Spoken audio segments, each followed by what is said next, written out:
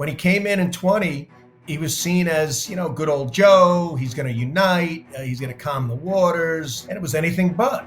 He went extreme left. He cost us all this inflation. He went after our domestic energy. He let the border be wide open. We've got all kinds of wars and conflicts and skirmishes around the world. We're just weak economically, weak national security, and weak in our international affairs. And Kamala Harris, not only does she own those policies, she brags about them. She doesn't know any better. She was talking about Bidenomics a couple of days ago while the markets were crashing, and she's all about doubling down on all of that. All right, guys. Big Tuesday, big Tuesday. Market crash. Still big concerns overseas in the Middle East with Iran and Israel. Apparently, action is imminent at any time. Last night, Kamala Harris became the official nominee after 5 days of a roll call. What is this, like the Pony Express?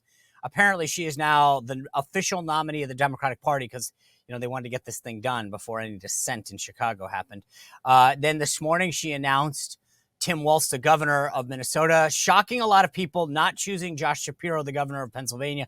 Can we say anti-Semitism? A lot to get into. By the way, tomorrow, a big new update with all this information on the map to 270. Now that Kamala is the official nominee, you're not going to want to miss that. Before I get into it, I want to tell you about one of our great sponsors because let's face it, guys, life can be pretty stressful. And if you're on Team Kamala, especially these days after you saw the reaction this morning, you're probably sick to your stomach about the new prospect of having to debate Donald Trump. But those aren't the stomach issues I want to talk to you about because 70 to 80% of us Americans have some kind of gut issues. I'm talking, some kind of gas or bloating, constipation, indigestion, you name it. But when you have an unhealthy gut, it's not just your immune system. It is your skin, your sleep, your mood, everything gets affected. Luckily, there is Just Calm, which is an exclusive all-natural mood-lifting blend, clinically proven to help you relax and breathe easier in as little as 4 weeks. And if you want to take it to the next level, join me in trying Just Thrive's probiotic. Now, you're probably thinking to yourself, I already take a probiotic. I don't need one. But here's the thing. 99% of probiotics go through the stomach and never make it to the intestine. So they don't do anything. How crazy is that? Plus, their probiotic supports the immune system, helps manage weight, skin, mood, everything. It's unbelievable. So if you've got Just Calm and the Just Thrive probiotic, you'll have the ultimate stress-fighting duo. This is unbelievable. I had Tina Anderson, the founder of Just Thrive, on recently. You got to go check out that episode if you really want to learn more about it. But for a limited time, you can try Just Thrive, the probiotic, or Just Calm and save 20% off your first order with promo code Spicer. Check it out now. Use promo code Spicer. I recommend both, the Just Calm and the probiotic. Check them both out, code word Spicer. All right, real quick, Tim Walz. This was doubling down on the left. Don't ever shy away from our progressive values. One person's socialism is another person's neighborliness. Just do the damn work. This guy is so far left. He is, I cannot believe what they did. This was a gift. All right, real quick. Thank you, Team Kamala. Shapiro would have made it so difficult to win Pennsylvania, but they didn't do that. 19 electoral votes at stake. Everything is about Pennsylvania. And they went, hey, what else could we do? Could we go double down on the left? This guy's talked about a ladder to help people get into the country if we build a wall. And I think seeing a plan that's out there, talking about it with folks, knowing that he's not going to do anything. He talks about this wall. I always say, let me know how high it is. If it's 25 feet, then I'll invest in the 30-foot ladder factory. That's not how you stop this. He's talked about transgender issues and gender-affirming care and ruling out parents' rights. This guy is so far to the left, it's unbelievable. Thank you for this gift, Team Kamala. Today, I've got two amazing guests to bring insight into this. First, Tim Hogan. He is one of the guys that I do the morning meeting with Mark Halpern every morning at 9 o'clock. Hillary Clinton alum, a lot of clients, big Mike Waltz fan. He's from Minnesota. I want to hear why they're excited because I don't get it. Then I'm going to bring in Dan Meuser, Congressman from Pennsylvania, first to talk about why Josh Shapiro got shunned, because this would have made Pennsylvania a lot harder, and how that is going over there, I don't think well. Secondly, how are we going to win Pennsylvania? Because now we've got even a better opportunity to get those 19 electoral votes. So two big discussions coming up about this Kamala Harris pick and how it now helps us. She was she had the momentum, guys. I got to admit it. The last couple of weeks have been good to her, largely because corporate America, academia, Hollywood, and the media have given her a pass. I get it. She's not Biden, and they have made her the star. But this was not a good pick. This is going to come back and bite them. Trust me. A lot of dirt. We're going to explain all this throughout the week. Tomorrow, as I said, 270. We'll have a lot more to break down throughout the week. Before I get to Tim Hogan, though, I want to tell you about my good friend Leo Grillo. Leo Grillo from Delta Rescue, if you watched the show. Unbelievable guy. He founded Delta Rescue, and if you go to deltarescue.org, you can see the great work he's doing there. It's a no-kill sanctuary. You've heard me say this before, haven't you? It's not a shelter. That's because Leo schooled me. Shelter is like a way station where they go and get dogs and cats and horses, maybe for adoption, maybe help them out. Delta Rescue is a no-kill sanctuary for life. They get the veterinarian care, the nutritional care they need, and it's for life. But the only way that Leo can sustain the help that he provides, dogs, cats, helps abandoned horses and all these animals, is through the contributions of people like me and you, people who are animal lovers, rescuers of animals or dogs or cats. So go to deltarescue.org. Think about a contribution there. More importantly, up top, there's a thing that says estate planning. If you can make Delta Rescue part of your estate, your legacy, and help this mission endure for generations and decades to come, that would be greatly appreciated. Thank you for thinking of it. Check out deltarescue.org. All right. I want to bring in Tim Hogan, Democratic consultant, Hillary Clinton alum, to explain why this pick makes sense. All right, Tim, I know I'm going to start with the question everyone's asking. Are you more excited that a Tim is on the ticket or a Minnesotan? It's both, honestly. It's a great day to be a Minnesotan. Look, okay, I'll pick. I'm going to go selfless here in Minnesotan on the ticket. It is land of 10,000 VPs. We produce vice presidents in Minnesota. Walter Mondale, man. Yeah. No, it is good. I think, speaking to a different audience here, I think that as people get to hear from Governor Walz, they're going to understand what it means to have a prairie populist agenda. People want to say progressive. I think it's populism. He did so much with a very slim majority in Minnesota. Obviously, the Trump campaign out with attacks this morning, but he has some great legs to stand on. But let's so do me a favor. Give me your 30-second Tim Walz elevator pitch. Like, why? Yeah. If no one's met him, and I think by and large a lot of Democrats probably haven't met him either, what should they know about Tim Walz? Yeah. Well, look, he enlisted in the Army National Guard. He's a veteran. He's a teacher. He was a high school teacher. He was a football coach. He won one of the reddest congressional districts in Minnesota when he was in Congress in 2006, a congressional district that has elected a Democrat, I think, twice since 1890. I think he is a very reasonable person who can talk to people in a very normal way. I do think part of the reason he was elevated during this Veep stakes is how he was able to talk about what J.D. Vance is saying about rural America in a way that resonates with people from rural America, because he grew up in a town of 400 in Nebraska, which is the golden rule there is mind your own damn business. So there's a lot of Democratic agenda that I think flows through that type of framing, which is don't tell women what to do with their bodies. Stay out of our exam rooms. Don't ban books. And he also has passed an agenda in Minnesota that I think, whether it's paid family leave, whether it is expanding school meals for kids for free lunch so they're not hungry when they're trying to learn, there's just so much credibility for him to stand on. And to your point, look, yeah, the nation does have to get to know him. He had an amazing trajectory over the last 2.5 weeks, but I'm excited to see the nation get to know him. All right, so the Republican side, the Trump team, the RNC, Republican conservative influencers, it's funny. Like I was watching the reaction to Walz, and everybody was very clear, right, that he's this far left progressive, defund the police, gender affirming care. And two things came to mind. The first thing is that he's far left, right? And the second one is I felt like our side had a easier time defining him out of the gate than it did Kamala.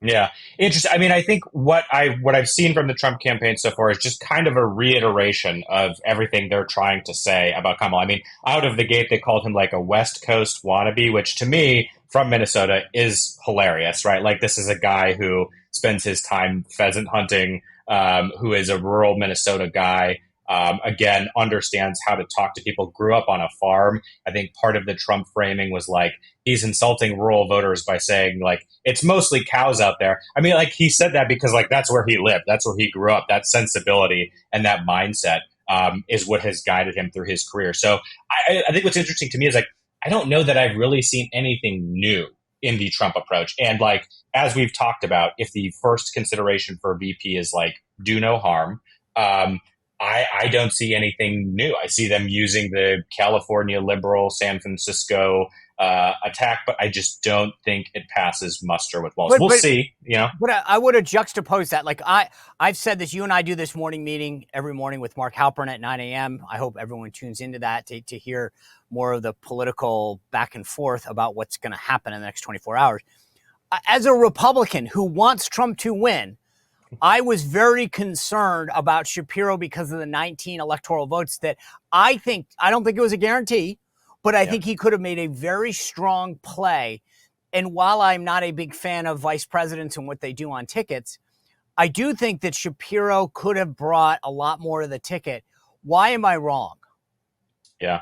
I mean, questions there about home state effects, right? And I have nothing bad to say about Governor Shapiro. I think he's phenomenal. I think, you know, he has built a bipartisan coalition in Pennsylvania as well. I think Chris Christie on ABC was one who noted, you know, he ran against Doug Mastriano the last gubernatorial election, which did allow him to build a bigger coalition. But, like, it is always kind of a question of, like, home state effects, right? Like, are those real? Will those materialize? Questionable. But Tim Walz is also someone who, coming from Minnesota with his populist background from rural America, you can park him in those blue wall states too, and he'll be a phenomenal messenger. And again, I will just underscore, I think during this audition process over the last 2.5 weeks, where he really was shining, was taking on J.D. Vance and a juxtaposition of J.D. Vance, hillbilly elegy, comes from rural America. So does Tim Walz. And I think there's a strong value there for the Harris ticket, too. And I think that's part of what they saw.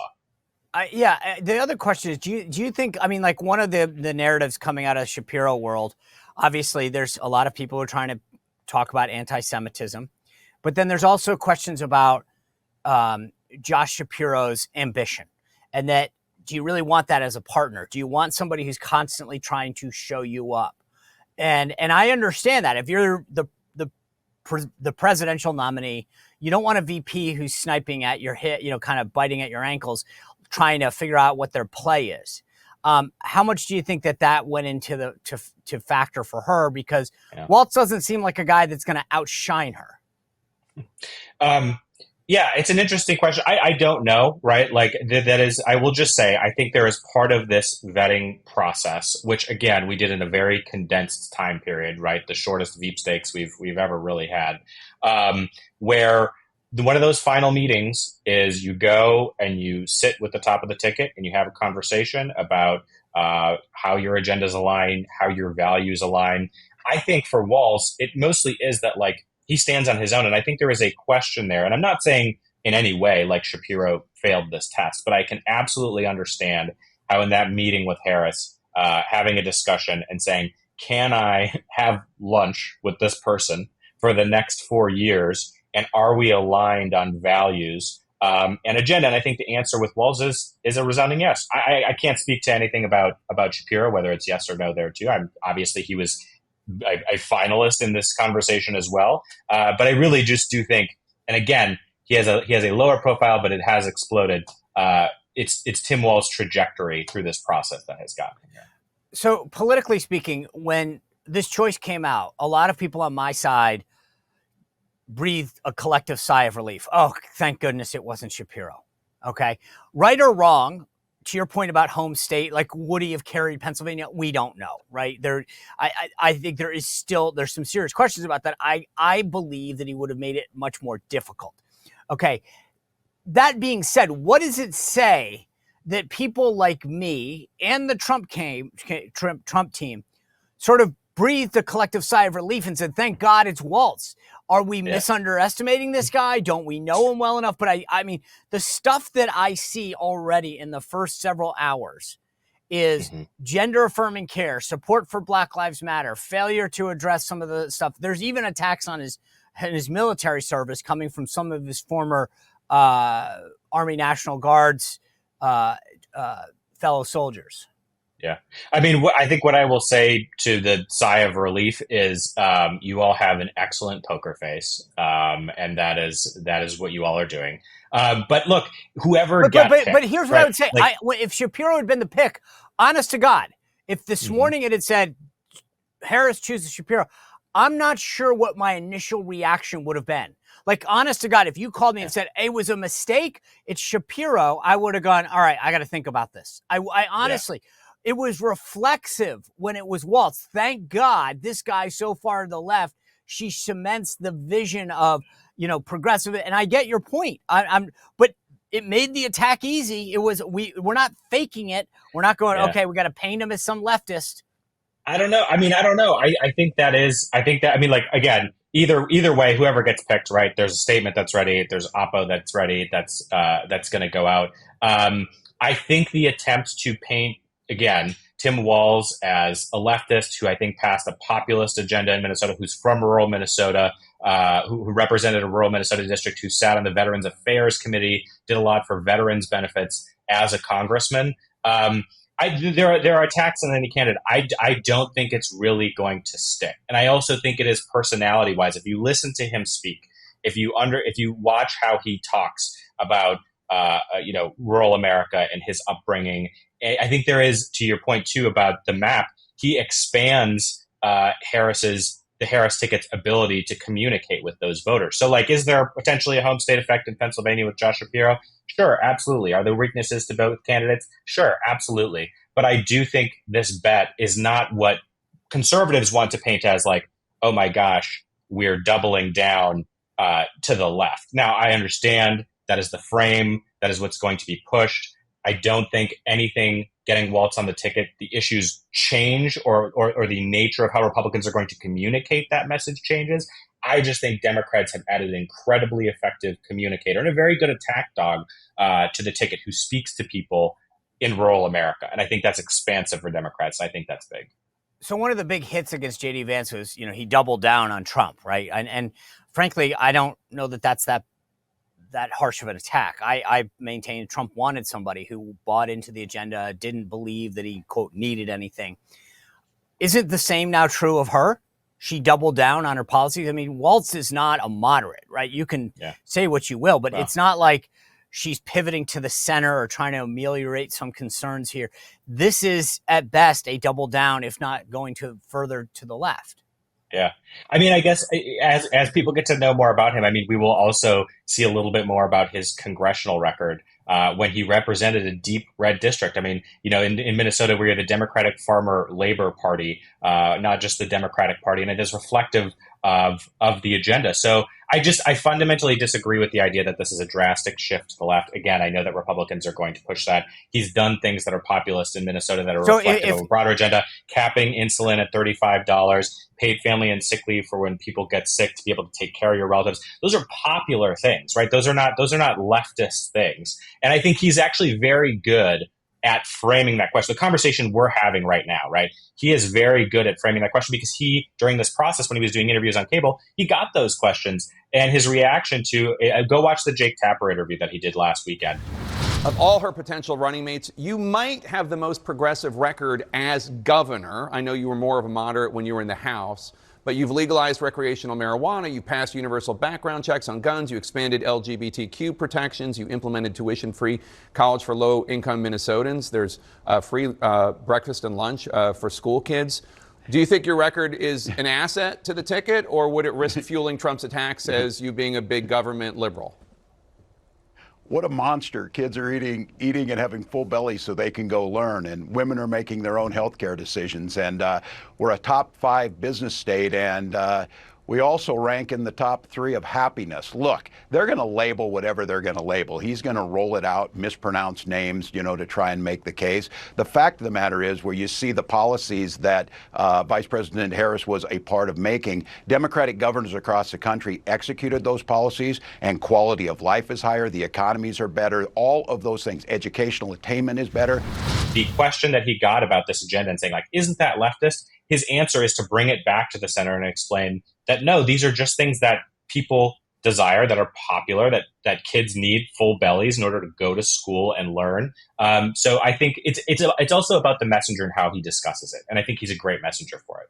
So if you had to say, let's just, for discussion purposes, Kamala Harris is dead center. Is he 100? Is he with her? Is he to the right of her? Or is he to the left of her? I think he's in the middle. I really do think Governor Walz is a moderate pick. I know Republicans are going to try to paint it otherwise. I know people who are listening to this are probably bought into something that he's further to right. But I will just say, listen to him. Listen to him. Listen to how he talks. He is a guy who, before Election Day in 2022, posts a video about fixing the spark plug in his car. People joking about, like, he could be the next vice president. He could also be someone who's going to go, like, clean his garage this weekend and tune up the lawnmower. That is the vibe that he gives off. And I really, that persona will come through.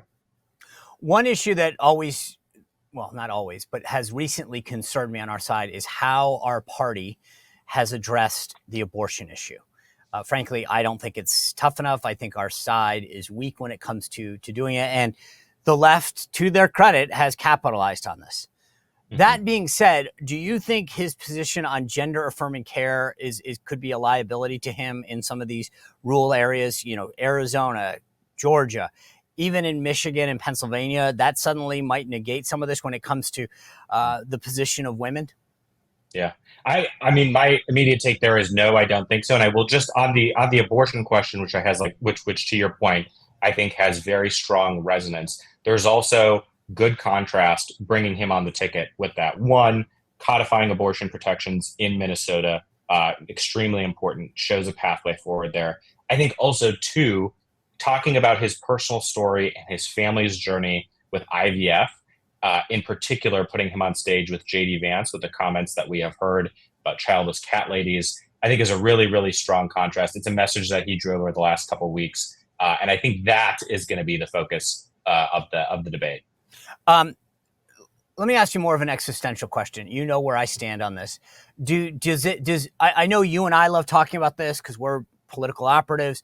I know the audience who watches the show loves to hear about it because this is what they care about. But at the end of the day, does the VP pick matter, do you think? Or is this just something that you and I and a lot of political junkies love talking about? Yeah, it's a great question. I mean, I think there are some ways in which it does matter, right? First, is it a pick that well reflects the judgment of the candidate at the top of the ticket? I do think in this campaign, right, voters are going to make their decision, Harris v. Walz. But I do think, for example, with like a J.D. Vance, if you have like historic unpopularity, if you are saying things that are out of alignment with the top of the ticket, that are highly problematic, then it can be a problem.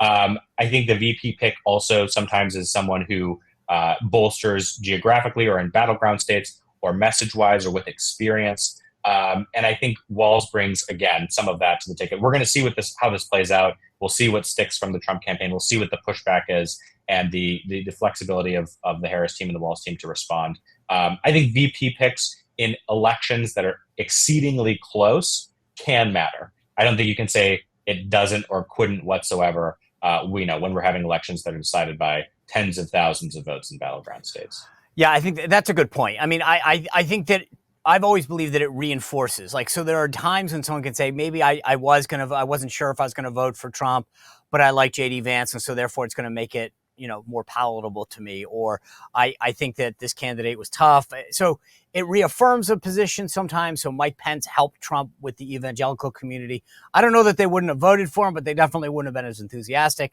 Anyway, you keep bringing up this debate that's going to happen between J.D. Vance and Tim Walz. That debate, by the way, was scheduled, so theoretically, by CBS on August 12th. Just logistically, yeah. Do you think that that debate still holds, or do we have to do a renegotiation of that debate? Yeah, that's a very interesting question. I think there's probably some renegotiation period just based on timeline and logistics here. I don't think anyone's going to shy away from the debate, but we'll see in terms of timing. Look, do it August 12th, right? I'm not in the Harris campaign. I think Tim Walz has shown it. He can take it to JD Vance immediately already, but we're talking a few days from now. So I think there's some logistics, some renegotiation there. Yeah, I will say this. I think he's done some good interviews. I'll give you that. But being able to understand and articulate your vulnerabilities where it comes to your position versus, say, the top of the ticket, he needs to iron those out. So it's one thing to say them as a free agent, as the governor of Minnesota, saying, hey, look, blah, blah, blah, blah, blah. It's another thing now when you're tied at the hip. And I would just say, my point is, I think that they might want some more time to say, hey, you know how I said this? We need to nuance that a little bit more. I think you saw that a little with JD in some of the positions that he had. But let's go back to I just the writ large, this debate on debates. They're trying to make the case that Trump pulled out of the September debate with ABC. Well, if he pulled out of that debate, which was with Biden, then I would argue that Kamala is pulling out of the debate on August 12th on CBS. The logic is the same. Do we need to, how does this resolve itself in your mind? I mean, I get everyone's going to point fingers. Trump accepted a Fox debate. Kamala says, I'm going to go to the ABC debate that Biden was supposed to go to. There's still, we can point fingers, but my question to you more as an operative is, how do you think this ultimately shakes out? Do they just continue to point fingers, or is it all right, guys, we both want to do this. Let's sit down and find something new. Yeah, I think there are incentives for both sides to do this, right? I do think the Harris campaign has a strong point that we have a debate on the books. We should do that debate, and can press a point against Trump where he said, look, anytime, anywhere. And now that's changed a little bit. He's retreated a little bit to the Fox debate, although I really haven't heard any further logistics about the Fox debate. He's mentioned it, but it seems very up in the air. I think we're going to go through a short period here where there will be a debate on debates. I think ultimately, and you know better than anybody, but it seems like personally, probably Donald Trump cannot resist the ability to want to get on a debate stage. I do take to heart, though, Harris's point that you want to say something, say it to my face. Why are you calling off this one debate? But I think we're going to have a little period here where, yes, there's going to be a reorganization on both sides and how they approach the debates. Yeah, I think there has to be a middle ground because, again, I think no one, for the most part, the back and forths, no one's voting on that, right? No one's going, God, I was going to support Trump, but he isn't going to the ABC debate on September 10th. And I really was going to support Harris, but I think they either need to agree to do this. And my guess is that they do. And I think that there are, at least from my conversations, some networks and people behind the scenes trying to take advantage of this chaos. But I do ultimately think that. The last thing I want to ask you, though, goes to this point. A lot of folks on the right are making the case that Harris has not done an interview, been unscripted. I get why that makes sense. Why would you, right? But do you think, from her standpoint, it makes sense to go out and do something to alleviate these concerns, or do you just stick to your guns and say, hey, it's working for us now, let's coast into the DNC on August 19th? It's a good question. Look, I think looking at the polls, looking at the money, looking at the momentum, there's a great Frank Luntz focus group from over the weekend that I watched, and it's just like a potpourri of undecided voters explaining why they are shifting to Harris. She'll do an interview. She'll sit down. She will do an interview. To your point, the calendar right now, we had surprise Veep stakes speculation for a couple of weeks. There's a lot of momentum generated behind that. We are walking into the DNC, our party's infomercial to America. There's a lot of momentum behind that. She will sit down and do interviews. But the way and the trajectory of the campaign in all of those facets, I understand why they haven't yet. But I don't think it's not an off the table thing. It's not an if thing. It's a when thing. Okay. And I get their planning, and I think their planning makes a lot of sense to me. All right. Well, I hope it's sooner rather than later for my purposes. Tim Hogan, I will see you again tomorrow morning at 9 on the morning meeting with Mark Halperin.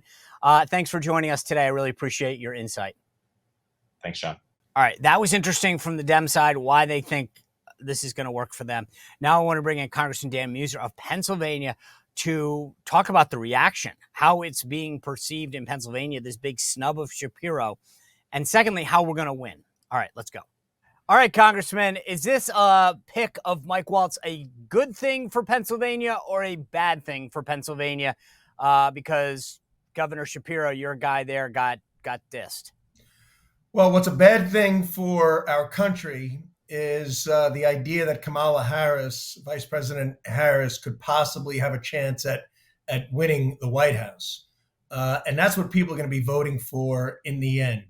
And boy, oh boy, does she have a list of lack of accomplishments as well as an ideological approach that is so extreme. She was ranked the most liberal, radical member of the United States Senate. And Sean, that's pretty hard when you're going up against Elizabeth Warren and Bernie Sanders. So the idea a vote for Harris and her vice president pick, now Walz, is a vote for open borders. It's a vote for abolishing ICE. It's a vote for defunding police. It's a vote for taxes and regulations through the roof. It's a vote for ending. But did we dodge a bullet? Did we dodge a bullet? Would Josh Shapiro, your governor there in Pennsylvania, made it easier or harder for us to win? Yeah, Josh Shapiro, in my view, would have been the best pick and smartest pick for the Democrats, right? And they didn't do it, as we know. Right, but why? I mean, that's the answer. Why? What was it? A lot of people are talking about anti-Semitism in the Democratic Party because he's Jewish. Yeah. What do you think kept her from picking Josh Shapiro? Because apparently they've known each other. They got a relationship when they were attorney generals. Like, what is it that you think made her pick this guy that she's barely met, Tim Walz, the governor of Minnesota, over your governor, who I think we all agree probably would have made it a little tougher on our side? Yeah. I think you hit it on the head. You know, there are probably a few reasons, but the main reason, very sadly, and today in 2024, is his support for Israel. Kamala Harris has made nothing uncertain about the fact that she's has real issues with the state of Israel. She's very sympathetic to radical, violent protesters that wave Hamas flags, and and they were fearful, as we know, that would cause them to lose Michigan and likely have more riots than they're probably going to have at their Chicago convention. So very sadly, for not just for Kamala Harris, but for the DNC, the main reason they didn't go with Governor Josh Shapiro is because of his strong support for our ally, the state of Israel. Let me ask you this. Do you think we should capitalize on this? I mean, my view is that they need to answer for the anti-Semitism in their party. And if I were, whether it's the RNC or the Trump campaign, make them answer for this. Josh Shapiro on paper was the smartest pick. And for a lot of people, the reason he didn't get picked is because of his faith. I mean, you saw him, by the way. I thought this was fascinating. He's like doing backflips yesterday, trying to apologize for this paper he wrote in support of Israel when he was in college. And I was like, how pathetic is that this guy has to be like, I've evolved. Who cares? It's your faith, dude. Be proud of it. Stand on principle. I thought that was pretty weak on his part, though. I agree. I mean, look, that paper, and I read it, not all of it, but most of it, it was pretty harsh. But again, he was 20 years old, and 90% of it was things I agreed with. I mean, support for Israel. But listen, that whole situation, it needs to take a reasonable approach, but it's up to the Israelis. It's up to the Palestinians, and, any leadership and assistance and that we can provide, all the better. But when you have a White House like Joe Biden and Kamala Harris and a Secretary of State that's constantly criticizing Benjamin Netanyahu, criticizing Israel, and taking sides with those that are holding our hostages, including American hostages, all you do is embolden Iran. You embolden Hezbollah. You embolden Hamas. They're very, very bad at their job on an international basis, on diplomacy, on the economy, and on national security. Outside of that, they're wonderful. That's like that. What's that old saying? Outside of the how was the play, Mrs. Lincoln? The thing that is interesting, though, to me is I don't see a path to winning. I mean, there is one, but let's just be honest. I think Pennsylvania, if you can win Pennsylvania, it makes getting to 270 a heck of a lot easier in any scenario. Yeah. And I look at what they did, and I'm thinking to myself, you probably were going to win Minnesota. That's, and now fine, Right. we take Minnesota off. But does not picking Shapiro, do you think, make it harder because they have to move to the left and explain Tim Walz? And I think, do people in Pennsylvania feel snubbed now? Yes. I mean, I'm in Philadelphia right now. I just attended an event with Senate candidate Dave McCormick. I'm heading over now to the J.D. Vance event. And every news show this morning was talking about Josh Shapiro like it was already finalized, that he was the pick. Really? Oh, yeah. No. So they were excited. I mean, they thought that this was a done deal. Yes. Oh, yeah. So Because it made a lot of sense, right? it made a ton of sense. Right. And they let it right up to the gate and then slammed the door on him. And frankly, it's certainly a gut punch to Josh Shapiro, particularly with all the positive factors as to why he should have been picked. So, and there was more. There were some other things in his background. But, go back. I mean, Kamala Harris and Walz, they were buddies when they were bailing out all those violent criminals during the Minneapolis riots. Right. They were joining forces. They were collecting their pennies and dollars and God knows how much to bail out these violent criminals. She tweeted that thing out, support the Minnesota Freedom Fund to help these people out. And Walz, by all accounts, looked the other way on a lot of stuff that happened there. Let me ask you, you brought up the other stuff. I want to ask you about that, but I'll lead with this. There are a lot of other people who say, look, here's the bottom line. Shapiro is ambitious. He would have outshone her. He has political desires. And so he would have basically not necessarily been a good partner. Is there anything to that? Well, you hear what John Fetterman proclaimed, that Josh Shapiro's overly ambitious and he looks past what's best for his own personal ambition. And you and I both know ambition's fine, but it's certainly not a virtue. There are many virtues that have to come first. And that certainly is the label that he's characterized with. I do know Josh Shapiro. He's a decent person. I think I disagree with him on 90%, if not 95%. Of policy issues on how to truly get the job done. He hasn't laid out any vision or plan to make Pennsylvania as great as it should be. And he's certainly not executing a plan because he hasn't outlined one. So I have differences with him as far as how he's trying to improve and strengthen and improve quality of life and make Pennsylvania an exciting, economically thriving state because he's just not doing it. But outside of that, he's a decent person. And he is intelligent. And frankly, next to Kamala Harris, he'd look like Winston Churchill. Well, that was the thing. I know during his gubernatorial campaign, and Doug Mastriano, let's face it, was not the strongest Republican candidate, to put it nicely. I heard a lot of Republicans that I know say nice things about him. And I think that would have helped them to say, well, so-and-so, if you don't like him, here's what you said 2 years ago, 4 years ago. I thought that would have made it a lot harder to attack the guy with so many people publicly having said nice things about him. And now you sort of slam the door in that.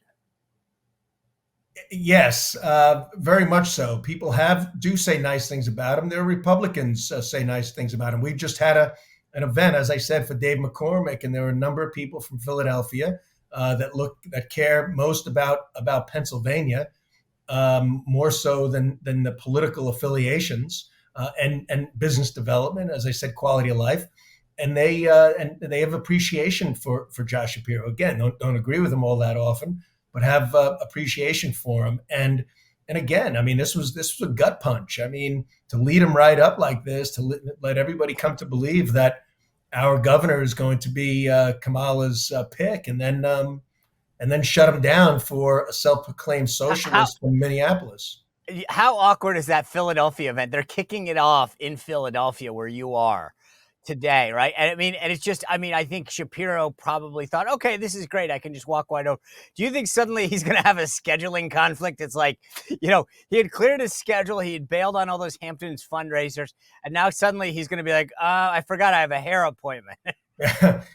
Well, I'm sure he's going to do his best to keep up a stiff upper lip, so to speak. But the enthusiasm's got to be completely drained, and he's got to be all that not pleased with how, in a way, they set him up. I mean, not just Pennsylvania, but I think most of the country thought it was going to be Josh Shapiro again, because Pennsylvania is so important. And I'll tell you something, Sean, we're going to win Pennsylvania if Shapiro was on that ticket or not. I mean, the momentum, the registration, the popularity of Trump, we're not being caught sleeping this time around. Our mail-in ballots are going to be strong. We're protecting the ballot. We're doing a lot. Well, let me ask you this. Just how does, now that Tim Walz is the guy, how does he go over and you already have Kamala Harris flip-flopping on fracking, a big issue in your state. Yeah. But does anyone care, do you think, in Pennsylvania, when you drive around, if you say Tim Walz, are they going to be like, who? Or are they actually going to care that she doubled down on leftist policies?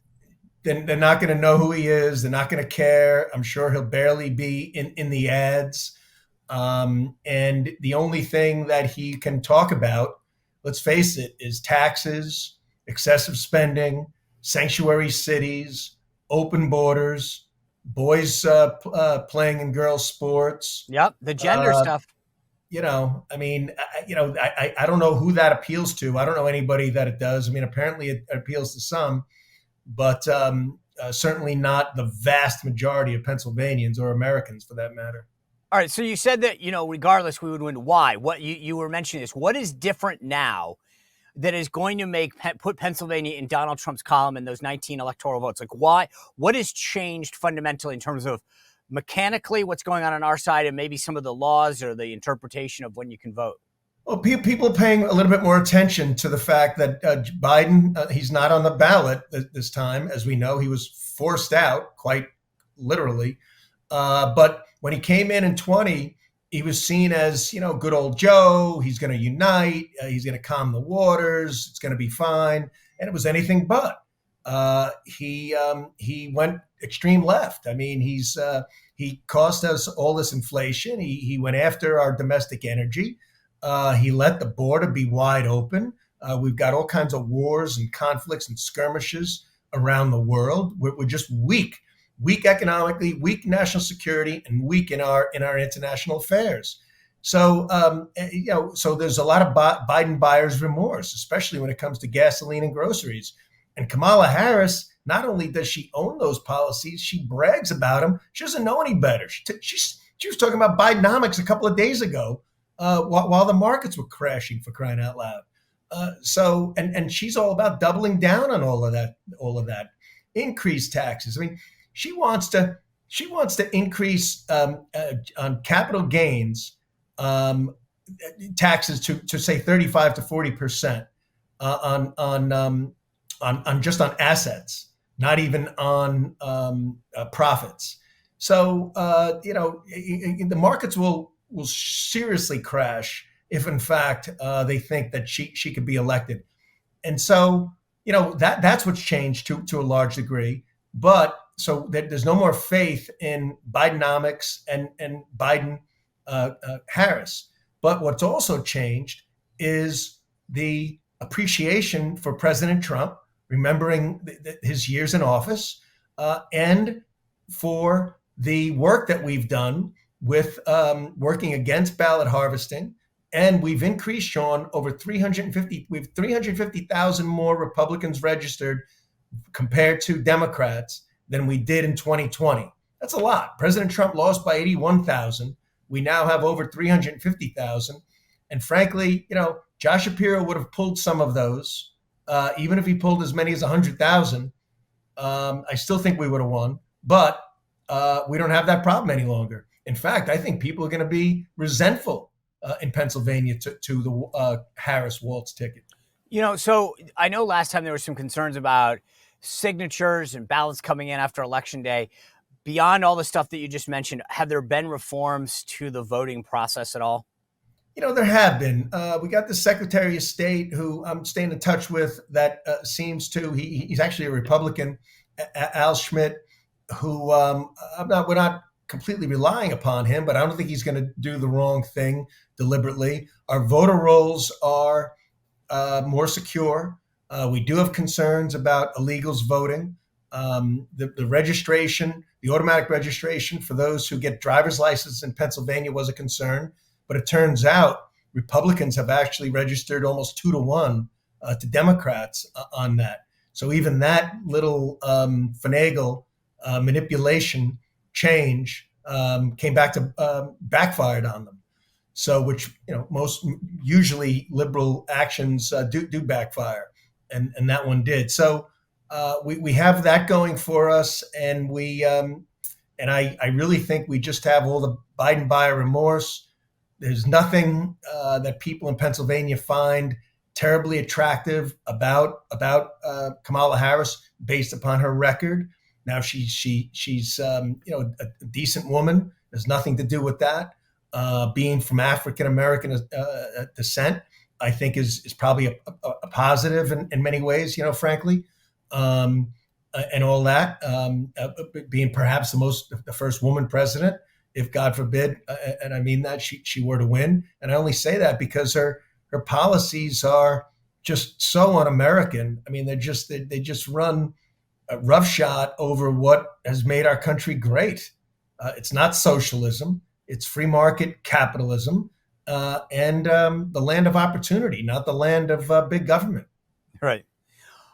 Congressman Dan Meuser of Pennsylvania, I appreciate you being with us. I'm excited that your governor didn't get chosen. I think you share that sentiment today. But it was a win for the team, a loss maybe for Pennsylvania short-term wise. Appreciate you joining us. Guys, tomorrow, that map to 270, we're going to do it for the first time now that Kamala Harris is the nominee before the DNC. You're going to want to tune in. Make sure you hit the notification button so you see that tomorrow. Hope you can check in on the morning meeting with us every morning at 9 o'clock here on the YouTube. If you've got a question, let me know. Join up that Substack that I have, SeanSpicer.com. And always subscribe at YouTube, Rumble, Apple Podcasts, Spotify, and iHeart, or wherever you get your podcasts.